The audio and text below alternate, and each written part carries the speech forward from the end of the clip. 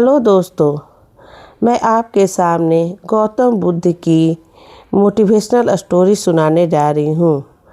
कहानी का शीर्षक है बुद्ध का धैर्य और मन की शक्ति। अध्याय 2। आरब अब बुद्ध के आश्रम में कई दिनों से सो रहा था। पहले दिन जो बेचैनी और डर उसके मन पर भारी था, अब वह धीरे धीरे हल्का होने लगा, लेकिन उसका मन पूरी तरह शांत नहीं हुआ था। वह अभी भी सवालों से भरा हुआ था। क्या सच में इंसान अपने मन को काबू कर सकता है?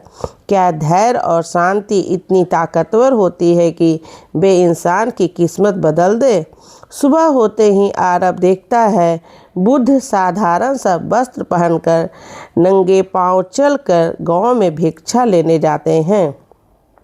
लोग उन्हें आदर से भोजन देते हैं और हमेशा मुस्कान के साथ स्वीकार करते हैं।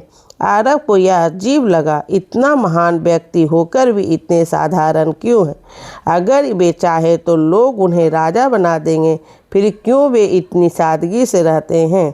एक दिन उसने यह सवाल बुद्ध से ही पूछ लिया, भगवान, आप तो राजा भी रह चुके हैं, क्या कभी आपको इच्छा नहीं होती कि फिर से वैसा वैभव मिले?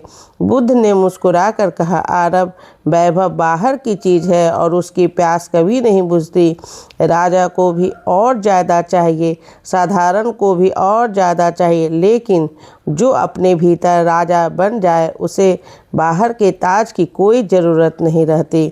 यह सुनकर आरब देर तक सोचता रहा। क्या सच में बाहर की चीज़ें कभी संतुष्टि नहीं दे सकती? क्या असली संतोष भीतर से आता है? आरब ने देखा कि बुद्ध के पास तरह तरह के लोग आते हैं, कोई गरीब, कोई अमीर, कोई दुखी, कोई क्रोधित, और हर कोई बुद्ध से कुछ न कुछ पाकर लौटता है। एक दिन एक क्रोधित व्यक्ति आया। उसने बुद्ध से कहा, तुम धोखेबाज हो, तुम लोगों को गलत रास्ता दिखा रहे हो। लोग घबरा गए, लेकिन बुद्ध एकदम शांत बैठे रहे। उन्होंने बस इतना कहा, भाई, अगर तुम सोचते हो कि मैं धोखेबाज हूँ तो तुम्हारे पास अधिकार है मुझे ऐसा कहने का, लेकिन यह जान लो कि तुम्हारे शब्द मेरी सच्चाई को बदल नहीं सकते। वह आदमी और गुस्से में चला गया, पर आरब भीतर से कांप गया।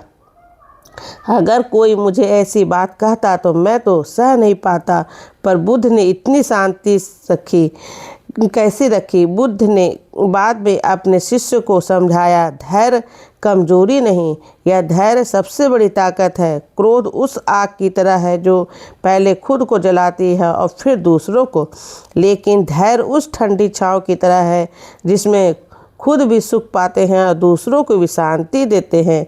फिर उन्होंने एक और दृष्टांत सुनाया, कल्पना करो कि कोई तुम्हें तलवार से मारना चाहता है। अगर तुम भी तलवार निकाल कर लड़ोगे तो दोनों घायल होगे, लेकिन अगर तुम धैर्य से उसका हाथ रोक लो तो ना तुमको चोट लगेगी ना उसे। यही धैर्य की शक्ति है। यह सुनकर आरब ने सोचा, मुझे भी धैर्य की ताकत को आजमाना होगा। अगले दिन जब वह गांव से पानी भरकर लौट रहा था तो रास्ते में कुछ लोग उसका मजाक उड़ाने लगे। पहले तो उसका मन गर्म हुआ, लेकिन उसने बुद्ध की बात याद की। क्रोध आग है। उसने गहरी सांस ली और चुपचाप आगे बढ़ गया। दिल में हल्की सी जलन जरूर हुई, लेकिन जब वह नदी के किनारे पहुंचा तो उसके मन में अजीब सी राहत थी। यह सोचने लगा, अगर मैं जवाब देता तो लड़ाई होती, लेकिन चुप रहकर मैंने खुद को बचा लिया। उस शाम बुद्ध ने सभा में कहा, मन सबसे बड़ा मित्र है, अगर सबसे बड़ा शत्रु भी। अगर मन तुम्हारे नियंत्रण में है तो तुम संसार को जीत सकते हो। अगर मन तुम्हें नियंत्रित कर रहा है तो तुम खुद से भी हार जाओगे। उन्होंने आरब को देखा और पूछा, आज तुमने धैर्य का अभ्यास किया? आरब ने शर्माते हुए सिर झुका लिया और बोला, हाँ, आज मुझे लगा जैसे मैंने खुद को जीत लिया हूँ। बुद्ध मुस्कुराए, यही शुरुआत है। मन की शक्ति तभी मिलती है जब हम परिस्थितियों में सजग और धैर्यवान बने रहे। अब बुद्ध ने उसे ध्यान का दूसरा चरण सिखाया, आंखें बंद करो, अपने विचारों को आते जाते देखो, लेकिन इस बार सांस के साथ साथ भावनाओं को भी देखो। अगर गुस्सा आए तो बस देखो, गुस्सा है। अगर दुख आए तो देखो दुख है। आरव ने यह अभ्यास किया। धीरे धीरे उसने महसूस किया कि भावनाएं भी बादलों की तरह है, आती है और चली जाती है, पर मन का आकाश स्थिर रहता है। दोस्तों, आपको कहानी कैसी लगी? अच्छी लगी हो तो लाइक करें, सब्सक्राइब करें, और इसका पहला अध्याय भी मैं पोस्ट कर चुकी हूँ, उसको भी ज़रूर देखें। उसके बाद ही ये दूसरा अध्याय है।